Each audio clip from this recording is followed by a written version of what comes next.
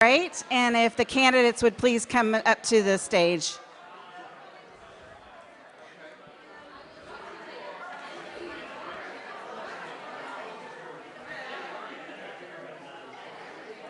Please find your seat so we can go ahead and get started, and if I could ask the candidates to please come forward and stand by your table with your name on it, that'd be great.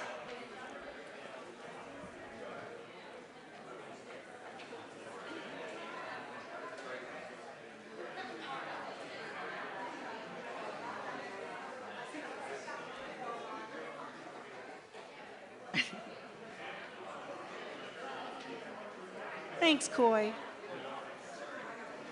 Allie, Keith, Allie. Come on down.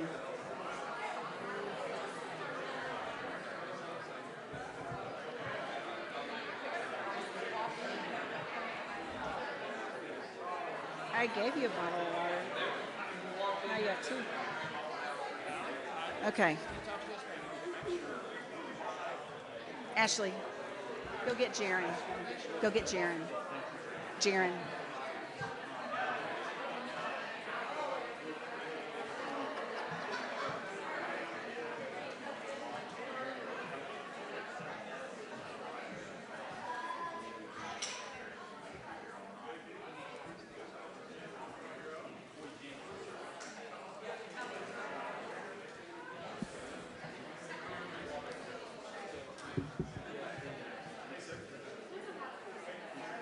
Okay. I'm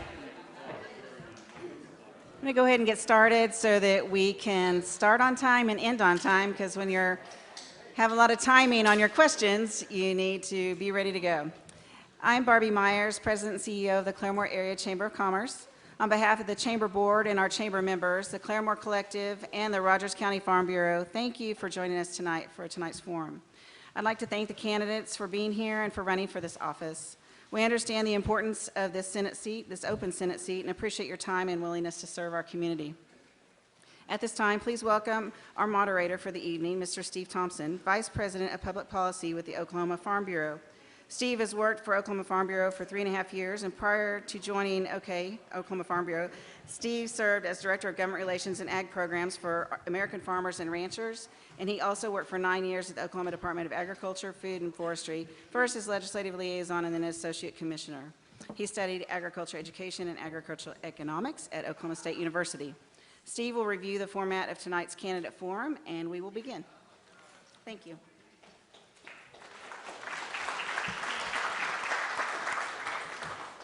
Thank you. And thank you guys very much for being here. We're really excited about this and looking forward to tonight. We'll just go through kind of a rundown of things here. I think you guys have all heard this before, but for everybody's sake, let's go through all the nuts and bolts. Tonight's format is as follows. Each candidate has drawn for the order of their opening and closing remarks.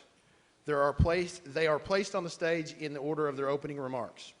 The opening remarks are 2 minutes, and candidates will be notified of time when they have 30 seconds remaining, and then again at 15 seconds. When you see the red card, please stop. And we have our young lady in the front here with the signs. Each candidate will receive 45 seconds to answer their question. There will be different questions for each candidate. The timekeeper will let candidates know at 15 seconds, then the red card when time is up. Candidates have also drawn for closing remarks, so we will reorder at that point in time, and closing remarks will be 1 minute for each. Questions have been received from Chamber members, the Claremore Collective members, the Rogers County Farm Bureau, and from people here tonight.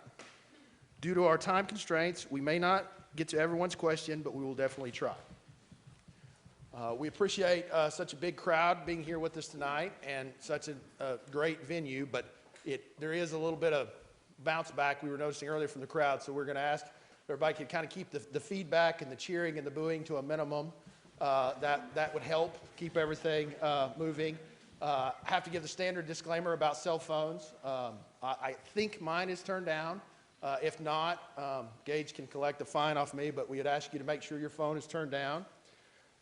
We only have 2 microphones on stage, so it's a bit of a test of the candidates of how civil they're going to be to each other. We're going to have to share microphones on the stage, but that shouldn't be a problem. The acoustics are good, but for the recording and other things, we asked for you to speak directly into the mic so everybody could hear you. We're going to work very hard, everybody up here in the front, to keep this discussion respectful and professional. And with that, I want to make sure I'm not a voter in this district. I work for Oklahoma Farm Bureau, and we have a very active political action committee that is involved all around the state, but we have taken no position in this race whatsoever. So I'm a neutral but very interested observer in this, because we will hopefully work very closely with whoever ultimately wins this seat. So with that, I think we're ready to begin with our opening remarks. And by the course of the draw, Ms. Seifried, you should go first. Thank you. Thank you all for being here today. Thank you to the Chamber, the Collective, and Farm Bureau for hosting this, and all of you for being here. My name is Seifried, and I am a conservative Republican. And my platform is I'm running to fight federal government overreach, empower parents to make the best decisions for their kids, and increase economic development. I'm pro-life and pro-Second Amendment, and I'm running for this seat specifically because I've worked at the state Senate. I was there the 16 and 17 legislative sessions, so I've been there, and I know what it's like, and I want to go back and serve my home community. So a little bit about me. I'm a Claremore girl, born and raised here. My family's been here 9 generations, and so Rogers County's home. And went to West Side for kindergarten. I was homeschooled and then ultimately graduated from Claremore Christian, so I have a really varied educational background, which I think is really important. And then got a basketball scholarship, attended Rogers State, so I'm a proud alumna, and got a political science degree. Met my husband JP there. He was a baseball player, so we're just 2 old athletic has-beens, but still try to be athletic every now and again. But right out of college, I worked for a branding firm helping small businesses, and that's been a passion of mine, and a common theme in my life is, how can I help small businesses succeed? How can I help them get, achieve their dreams? And throughout that, I was connected with a state senator out of District 37. His name was Dan Newberry, and so worked on his state senate, and then that's when I ultimately went and worked at the state senate, like I said, the 16 and 17 legislative sessions. And I also worked at SafeNet. Loved my time there. Saw that it was small businesses that gave back, and so I think I have a really unique experience and perspective on what this district needs. And I work in a small business now, and I have now run out of time, but looking forward to sharing more about the issues and talking more. All right, Mr. Austin, we're ready for your opening remarks. Hello. First, I again also want to thank the Chamber of Commerce for this forum.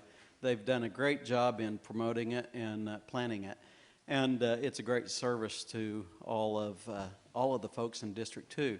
I also want to thank the candidates. We have a opportunity to elect somebody new this year, and we have 4 very energetic, very dedicated candidates who've all chose to run, and I'm grateful for that myself as a voter in District 2.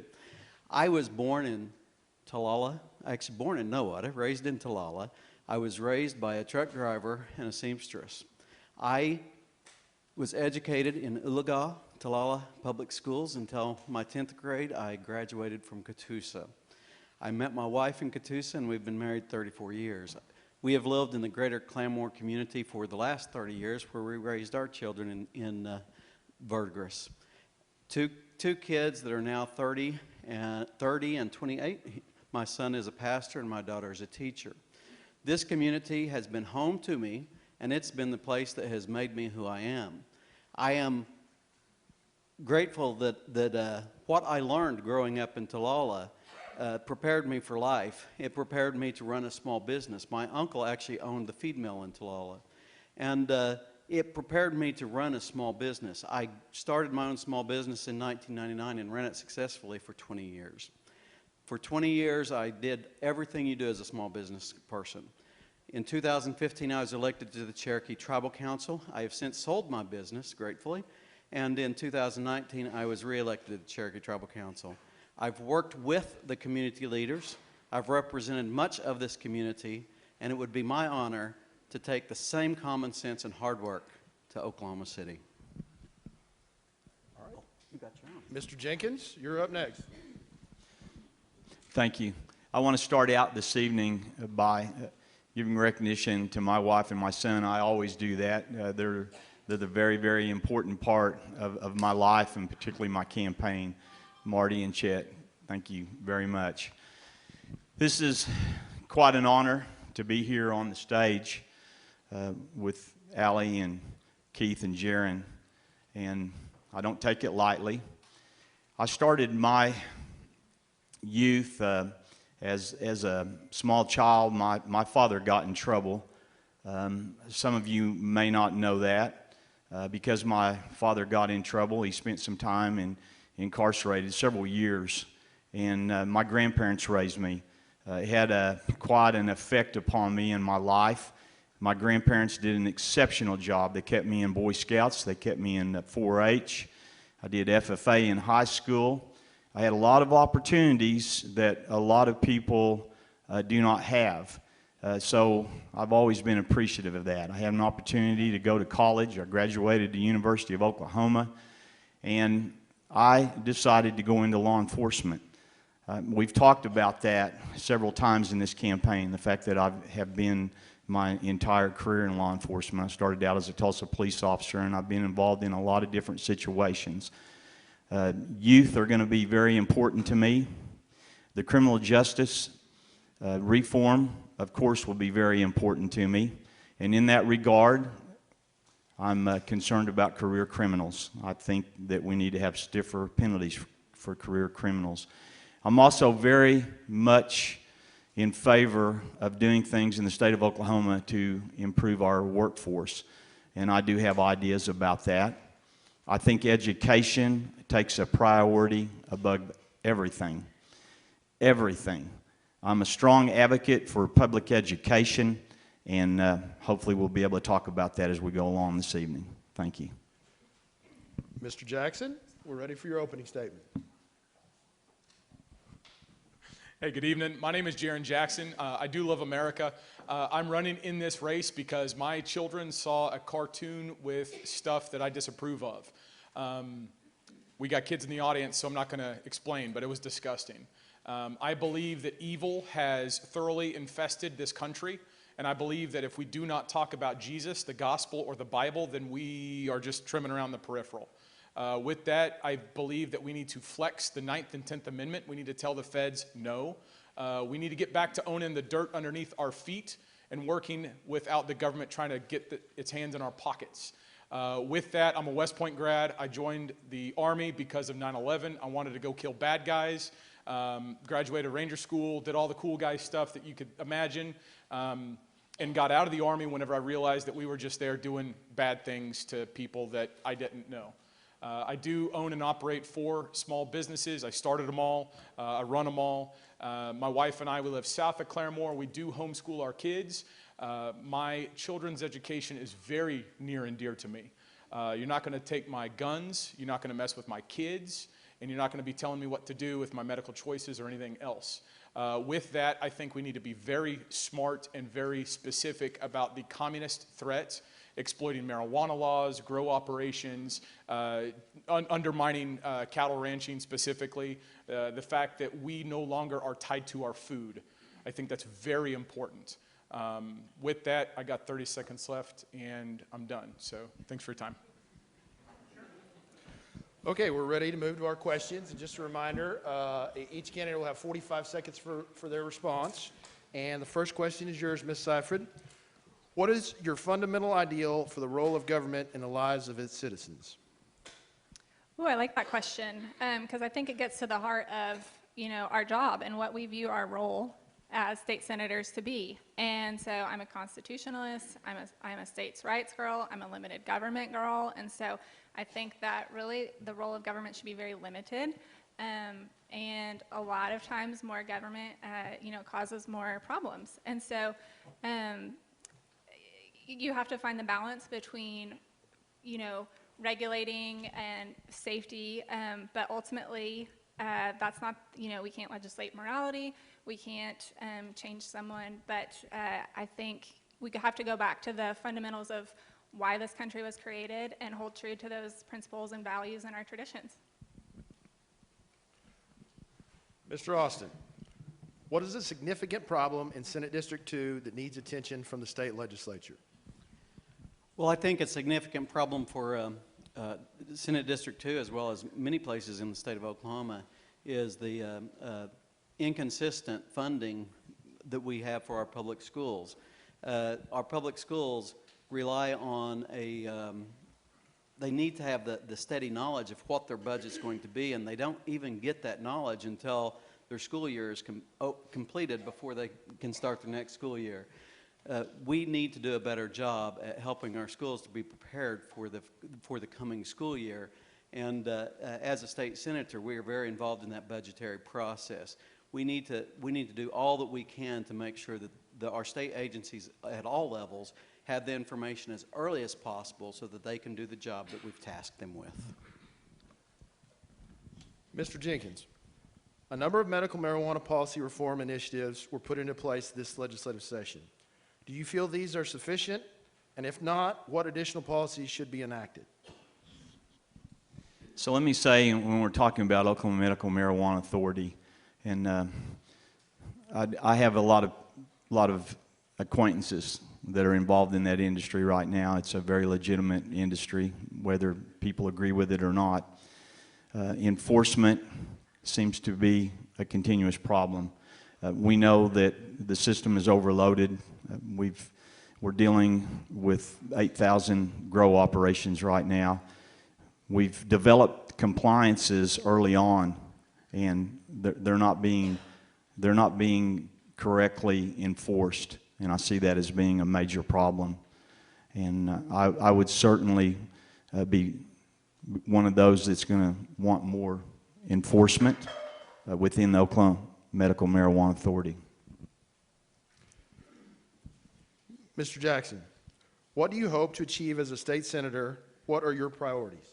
I want to advance the gospel of Jesus Christ, defend the Constitution, and empower Americans to stand up for their rights so that they don't need government to tell them what to do. Ms. Seifried, there are 48 members in the state Senate and 101 members in the state House. When an important legislative initiative or bill is stuck, how would you go about moving the ball on a difficult issue? That's a great question. So when we go up there, we have to represent you, we have to work together, and we have to collaborate. And so as legislators, and so you have to have good relationships, and you have to say, okay, House, for us, you're not willing to go here. Well, are you willing to go here to get this good legislation passed? Because that's what we're going up there to do. I am spending time away from my family to go up there and pass good policy to make each of your lives better. And so how can I move the ball down the field? With good policy. And so you have to find ways to get it done. And I think that's why, I talk a lot about being from small businesses. You have to find solutions. You don't just get to punch a time clock. I'm going up there to be effective and to get, policy passed over to the House and then have the governor sign it. Mr. Austin, given that workforce quantity and quality are the biggest challenges to economic development, how do you plan to help the local business community move forward on these two items? Well, it starts by actually listening to your local business community and understanding what their unique problems are, because every community's issues are not the same as the neighboring community. Here in Rogers County, we are very blessed with a university. We're blessed with some great technology education and some very, very good public schools. And these schools are doing a better job than most at preparing people. But they can only prepare if they understand what the challenges are. That comes from communication and really understanding your constituency, understanding your business community, and having those relationships. That's how we will get the information. And then the state will have to make sure that the funding is proper for that education. I'm going to get this right sometime, boy. I told you this was going to test some of their skills that they didn't expect.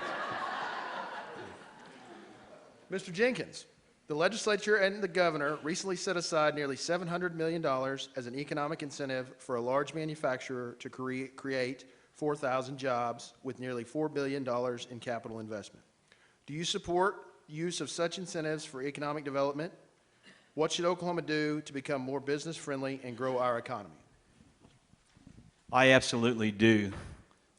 support legislation like that and anything that we can do to improve our situation in our economy. I know a lot of people are concerned right now with TIFs. As I've visited with people, they're worried that our communities are going to have growing pains. I think that's good. I think that's good. I feel confident enough in our infrastructure, in our public safety, in our education, and all these other areas that are going to benefit from that we can rise up and that we can actually grow. And I think for us to be able to compete with other states, we have to do that. Right now, we don't have as good a manufacturing base as what we should have. And I'm telling you, education is going to help that. Mr. Jackson, in 2021, Texas lawmakers approved $3.3 billion to improve facilities at its public colleges and universities, giving the state advantages in growing and attracting companies. In Oklahoma, the state has provided no major funding for campus capital projects since 2005. Will you advocate for a capital bond issue for Oklahoma higher education to improve campus facilities? I don't think you've correctly identified the reason why people go to Texas. People don't go to Texas because of the schools. They go to Texas because Texas has no income tax. So I disagree with the premise of the question. We need to, in order to grow jobs and build the economy here, we need to make Oklahoma attractive to people who are in business. To be attractive to people who are in business, it means to get out of their way. I don't like giving capital grants, taxpayer money, your money. Notice the language that they're using. The grants, that's your money. I don't like to use your money to pay somebody else to do business. Let that person take the risk. You also asked a question, if I could, because I got a little bit of time. Whenever you ask Mr. Austin about, given the fact that the workforce is the major issue, the workforce isn't the major issue in Oklahoma. It's the communists coordinating the economy against people who live here. Ms. Seifried, what can the state legislature do to address the workforce shortage affecting so many businesses right now? You know, workforce development is an educational issue. And so how can we get high schools, career techs, colleges, all in alignment with what this district needs? Not every child needs to go to university. I did, that's what I wanted to do. But we really need to highlight the wide variety of options where someone can go and be successful and earn an income. And I think Republicans don't do a good enough job talking about why we care about jobs and why we want people to be successful and why workforce development matters. It's because if you give someone if someone earns a good education and then they can go make a good wage, they can take care of their families and then they can be self-sufficient and our communities are better for it. The Democrats always talk, they're the ones that have all the heart and all this, but no, I actually care and I want you to be self-sufficient in your life and be able to take control. Mr. Austin, each candidate has their own livelihood within the various positions they are currently serving in. If elected to the Senate, do you plan to remain in your current role? If so, how will you prioritize all citizens of District 2 in addition to your current role, family, and any other organizations you may serve? Sure. I am currently Cherokee Nation Tribal Council. That I am also termed out. My term comes to an end shortly after this office that you would effectively take office here. The election to replace me will actually be underway at that point. So the election will conclude and then there will be a new tribal council person at that point. So I have no intention of serving both offices except for a very brief period of time to allow that election to conclude. As a Cherokee citizen, I'm also a citizen of the state of Oklahoma, and I'm very excited to take my philosophy and my way of doing business to Oklahoma City. Thank you, Keith. Boy, all I can say is we're not mean to each other up here over Toy. We're sharing. I knew he was going to do that, so I had to. Mr. Jenkins, what do you feel is the most pressing challenge or potential opportunity for Senate District 2, and how do you plan to address it? Well, right now, it obviously is Keatonville Hill. I mean, we need to finish that project, but we need to get to phase 2 and make that connection over to the turnpike. I think it's imperative that we do that. It's a major infrastructure, has a huge effect on traveling, on safety, so many of the things that are priorities within our district. And I'm absolutely, if elected, going to put that on the top of my list. Mr. Jackson, Oklahomans are worried about a number of federal issues like inflation, border security, election integrity, abortion, First and Second Amendment rights, and the future of our children on topics like gender and critical race theory. Amen. What can a state senator do about them? If you're elected, how can we be assured that you will address serious concerns of Senate District 2 and Oklahoma first and foremost? Jesus said in Matthew 5:37, let your yes be yes, your no be no. If I say I'm going to do something, I'll do it. I think that's good business practice. Yeah, all of those are good issues. Abortion's murder. The border is a massive hemorrhage. We're getting invaded by illegal immigrants. We need to get rid of them, all of them. Yeah, I think the number one thing that the American people can do, regardless of who's in office, is to work with the sheriff to enforce the Constitution and to nullify the feds. The feds are doing a ton of stuff that is not in the Constitution. As a state senator, we need to look at what China is doing, and whatever they make over there, we need to block it, and we need to make it right here. We got a port. Let's just go ahead and make that the number one place. Whatever industry China's got, we just need to take it from them, block it, and make it right here. Ms. Seifried, how do you plan to help support and sustain the incredible growth in and throughout Senate District 2 as it pertains to diversified housing and quality job creation? We do have significant opportunities here. We've got the Port of Catoosa, we've got Claremore Industrial Park, and then Mid-America next door. And so, can you repeat the question? How do you plan to help support and sustain the incredible growth throughout the district as it pertains to housing and job creation? Yes, so jobs. I mean, that just goes into, what I was just talking about. And why jobs matter, how we create them. And,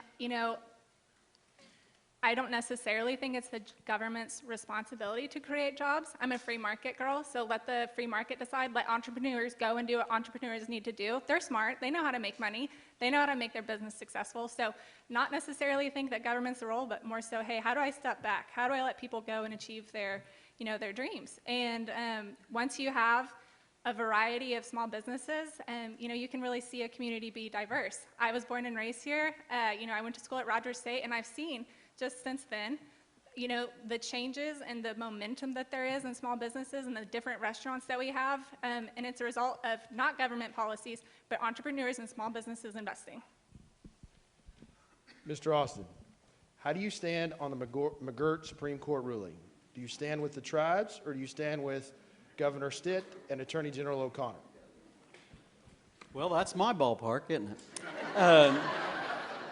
Frankly, I am definitely the one on the stage with the most knowledge of this issue, I'm sure. And this is an issue that will be important to all of us as we go forward. I do stand with the McGirt decision, and I believe the problems that have been exposed because of McGirt and the weaknesses that it's been exposed can all be resolved, but it comes from the tribes can't turn McGirt away, and the state can't turn it away. It's the federal government. It's a court decision. And the only way we can resolve it is for the governor, the tribal officials, to sit down, work out a plan that then the Congress will adopt. We must have the governor must be willing to sit down, however. Mr. Jenkins, in the last 6 months, the cost of consumer goods has risen drastically. Real estate prices have soared beyond many Oklahomans' purchasing capacity.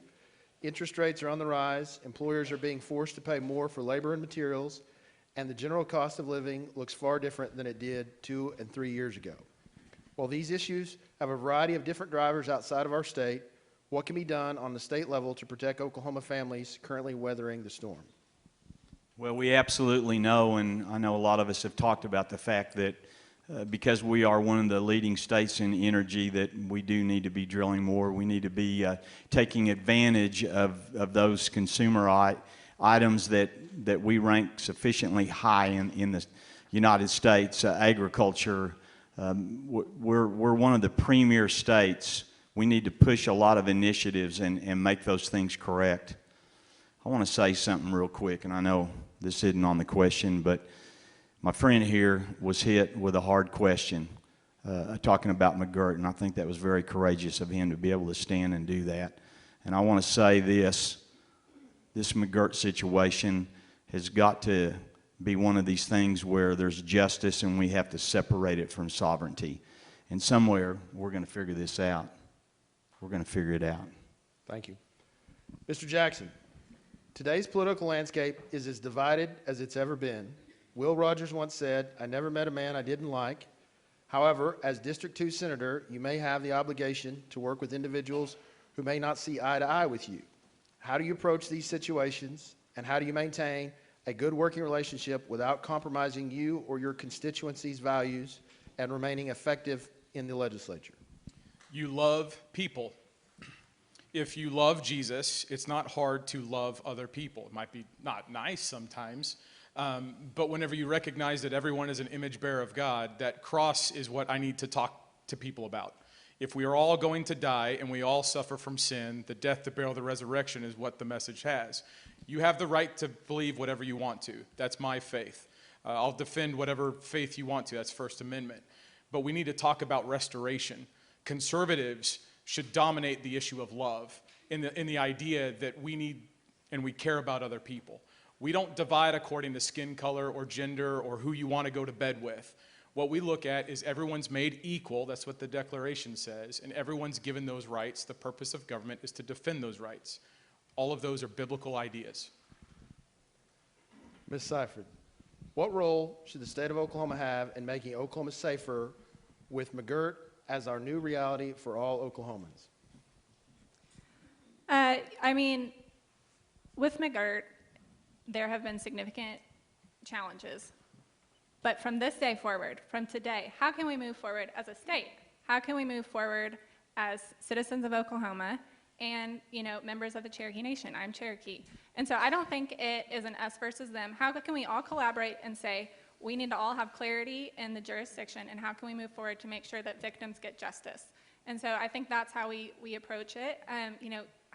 That has to be the guiding factor, is safety, justice, and collaboration, and making sure that everybody's on the table. Mr. Austin, did you agree with Chief Hoskins' removal of the Oklahoma state flag from tribal facilities and lands? Why or why not? I did not agree with it. I think the timing of it was awful. The chief approached me after he did it, not before, and the chief asked my opinion, and I told him that it needed to, that it appeared that it was just a attempt to thumb the nose at the state government and the governor right now on the issues, and that it was not helpful. And I was very pleased when the chief made the announcement within 24 hours of that that had been reversed. And I'm glad that I had that effect on him, I believe. Mr. Jenkins, you have another opportunity on this question you tried to get into earlier. Do you support the U.S. Supreme Court's decision on McGirt clarifying that the Creek Nation and the Cherokee Nation continue to have sovereignty and jurisdiction concerning criminal cases involving tribal citizens? Absolutely not. I think it was one of the worst decisions that was handed down by our United States Supreme Court. It will not be reversed. It's going to have to be something that's going to have to be handled at the federal level. Those of us that are going to the state are not going to be able to do much about that. Tribal and non-tribal alike are being victimized. I'm really concerned. I came into law enforcement. My values and how I enforce have not changed. It doesn't matter the color of a person, their ethnic, their religious background, any kind of affiliation they have. I have a responsibility to go and support and help victims. And those victims are within tribal as well as non-tribal. And it's a terrible situation that we've got ourselves in. Mr. Jackson, based on your campaign funding reports, it seems the majority has come from outside the state of Oklahoma.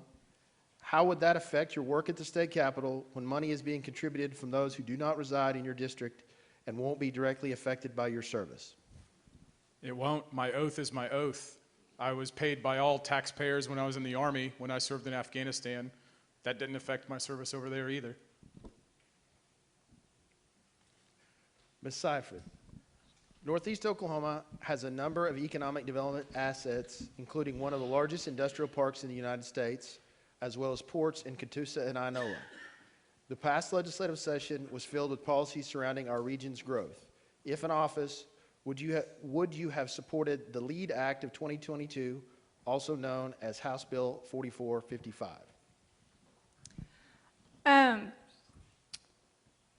My general approach to packages of this type or incentives is it a net positive? Will it grow our local northeastern economy? Because the fact of the matter is, people are moving, and these businesses are moving, and they're looking for places. You know, we're competing with other states, so we need to compete. I believe that Oklahomans are the best in the nation, and so of course I want those businesses to come here so we can spread out the tax base, right? That's more income for us to invest in things in education and infrastructure. And so I think just as a guiding principle, is it a net benefit? You know, are the taxpayers at risk, or you know, are there benchmarks? Because I don't support handouts, but I do support investments.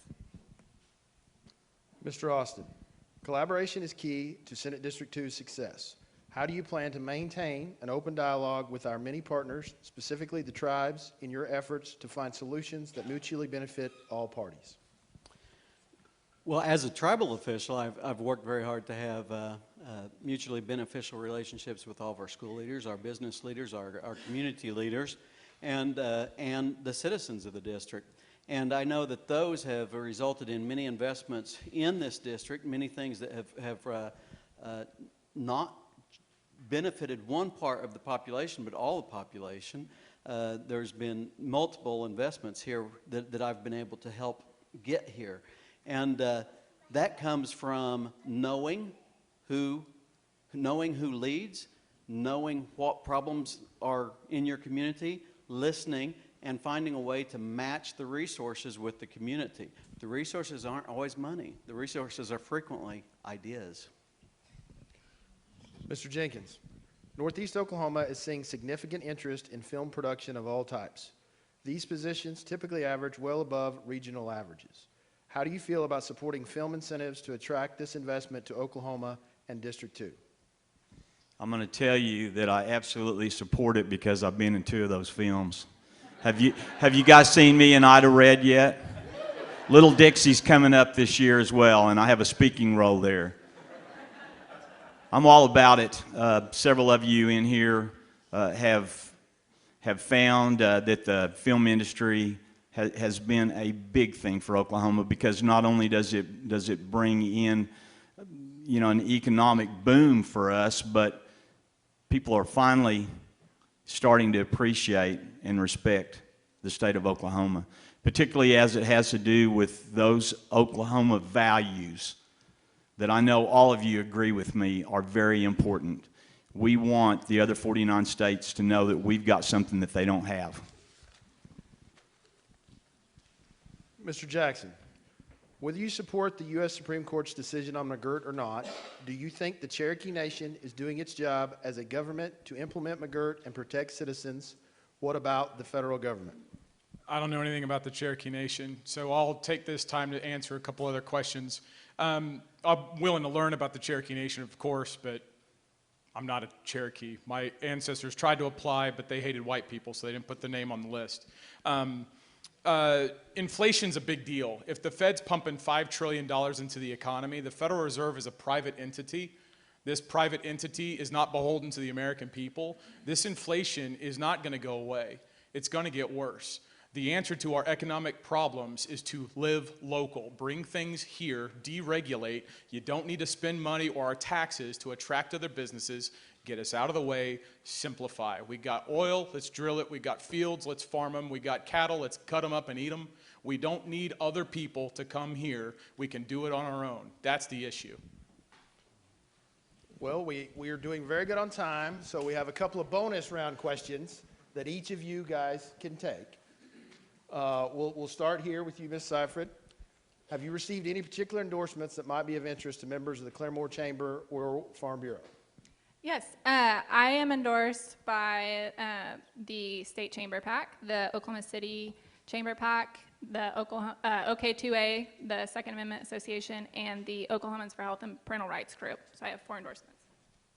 Mr. Austin, same question. I have not actively sought outside endorsements. My endorsements are this community and the people of this community and the people who will go to the polls here in District 2 and cast a ballot. Mr. Jenkins? I'm the same way. I have filled out questionnaires and inventories. I've sat with individuals. I had a luncheon today with a group of individuals that are very, very important to me. But when I meet with them, I tell them up front, I'm not asking for your political action committee money. I'm fine. I want to be able to make my own choices. I think that's more important for me. And it's not a deal where I can't win something. If I got that, I would not want the money to go along with it. That's that simple. Thank you. Mr. Jackson, same question. Endorsements kind of show you where you align. It's just it's a pulse check. Ultimately, what matters is I agree with them. It comes down to the voters. You guys have the power. It's up to you. The founders took the gamble on you to use your wisdom and your discernment to choose what government you want to represent you. I can't help but think, if you ever run for office, you're going to find yourself in a position where people are looking at you and you're answering questions, and you think about how you come off and what you look like. I think that it was a low blow to ask Keith Austin a bunch of those Cherokee questions. I don't know anything about that stuff. I'm willing to learn. But, man, they targeted you. And so, I don't know those answers. I don't know that stuff. But just ask his questions. This is the Farm Bureau Chamber of Commerce, not Native American Cherokee time. All right, one more question for everybody. Ms. Seifried, we'll start with you. Where do you see the district in 10 years? I think this is my favorite question because we've stood up here and we've talked a lot about the issues. And I mentioned that I'm an old basketball player, and so I approach problems a little bit differently. When someone presents you with a challenge, it's an opportunity to change and get it right. And so I think in 10 years, a lot of these issues that we've discussed will be solved. That's my hope. And I believe that the best days for this district and Oklahoma are in front of it. So I'm very hopeful because I've seen it, right? I was in college and there weren't very many restaurants, and when we wanted to hang out, we had to go to Tulsa. And so it's starting. There's momentum there. And so I'm really, really excited as a constituent to see where we're at in 10 years because I believe that District 2's constituents are the best in the state. And so I would love to be a part of shepherding that and moving that momentum forward. Mr. Austin. Same question? Yes, sir. Okay. First, a quick response. I'm not offended at all that you asked me about McGirt and about the Cherokee Nation issues. It's my reality. I'm proud of the service I've had. I'm proud of the value I've brought to the community through my service at the Cherokee Nation. And I totally understand why people would ask those questions. That's a fair question in my book. And I think that we need to understand that it is something that represents about 20% of the population in this district. If you don't know the Cherokee issue, there is a problem because you don't represent, there's a full 20% of the population that you will not have the opportunity to represent. I think I burned my time on my rebuttal. Thank you. Mr. Jenkins, same question. Read that question again. I'm trying to listen to my friend here. Where do you see this Senate district in 10 years? 10 years, boy, we're going to go a long way. And I see our infrastructure being so much better with the Port of Catoosa. We absolutely know that rail and truck freight costs so much more than what we can do shipping down the channel. So I know we're going to see great things happen at the port. I know with with the TIFs that are going to be coming up, and I really feel good about that. We're going to see a lot of home improvement situations, a lot of neighborhoods that are going to go up. This is going to become a place where people still want to live. We'll be rural enough, but we'll be competing enough in industries that they'll want to come here. Mr. Jackson? 20% of the population's Cherokee, 100% except for the illegals are American. So the American people, we have Article 6, Section 1, that's the supreme law of the land, is the Constitution. I understand the Constitution very well. 10 years from now, we will be using the 9th and 10th Amendment to tell the feds to get out of our way, and because of that, you will still have your guns. We will grow stuff here. We will drill stuff here. This will be an economic center primarily because government will have learned that the people of Rogers County want to live their life, worship God, educate their kids, and be left alone. All right, well, we survived the question and answer period. We'll move into our closing remarks. And as a reminder, we drew for an order here, so we're going to reorder. And Mr. Jackson, we're going to start with you here, and we'll have 1 minute for closing remarks. Mr. Jackson. I'm sorry. That's fine. They trained us, and then they switched. I am an America First Republican. I love my country. I've been all around the world. I had every place to choose to live. I came back home. My kids are here. I have little kids. This world is an increasingly dangerous and chaotic place. A vote for me is someone who is going to go to war with evil, primarily by advancing the gospel of Jesus Christ. If we do not stand on our foundation, then we're just talking theoretical politics. I'm a business owner. I'm a one-woman man. My home is intact. Paul writes that that's the standard that you judge a man. My oath is my oath. My yes is my yes. My no is my no. I'm looking forward to this because the people in this district are ready for someone that's going to lead and not take crap from evil people. There's a lot of that going around. I'm not going to play games. This is war for me. Thank you. Mr. Austin, you're up next. Yes. Well, I am an optimistic person. I am an optimistic person like Ronald Reagan was an optimistic person. My very first vote was 1980 when Ronald Reagan first ran for president. And I was so grateful for a president who brought optimism back to the public discussion. I'm not optimistic because of who our president is or who our governor is or who leads our communities. I'm optimistic because God directs my steps. I have asked God to direct my steps every day of my life since I was about 22 years old. And with that said, I know that what I'm experiencing is what I'm supposed to be experiencing, and that we all can have a share of that if we ask for it. I know that as long as we always ask God to direct our steps, direct our decisions, and direct the things that we do as public officials, the result will be a good result for all the people. Thank you. Ms. Seifried, you're next. I've said this before, but I think that you can tell what type of legislator each of us would be based on the campaigns that we've run. And I have spent every single Saturday since October door knocking. I have been relentless in knocking many of your doors and asking you, hey, this is what I'm running for, but what do you see as the most important issue? How can I fight for you? How can I represent you? And so this is a service. I've been there. I know what it's like. And I know you have to be intentional with your relationship so you can be an effective legislator. I know you have to have a dogged pursuit of your values and good policy, because the fact of the matter is we are all living in a reality of bad policy. The economic situation that we're in is bad policy. And so it is crucial to send someone up there who is going to be relentless in finding solutions. I just keep reiterating that. Getting things done. I'm going to spend time away from my family and to serve. And so I would be honored to have your vote on June 28th for the Republican primary nomination. Thank you. Well, Mr. Jenkins, you get to have the last word. Thank you. So I guess I'm what you call a closer. I've spent my entire life campaigning.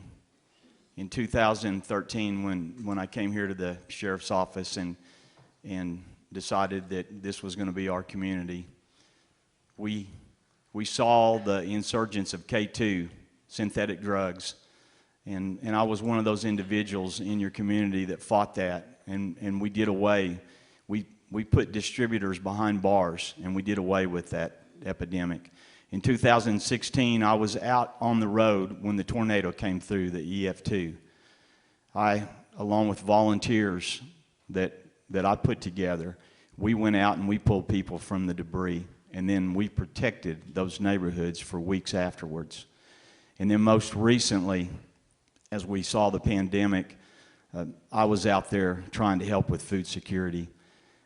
I want each one of you to remember when you go to the polls, I'm the one that's been engaged.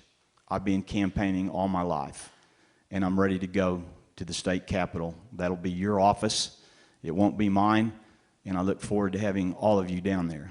Thank you. Thank you. Well, Ms. Myers, looks like we survived. The crowd's mostly well behaved, so let's congratulate all our candidates for a good night.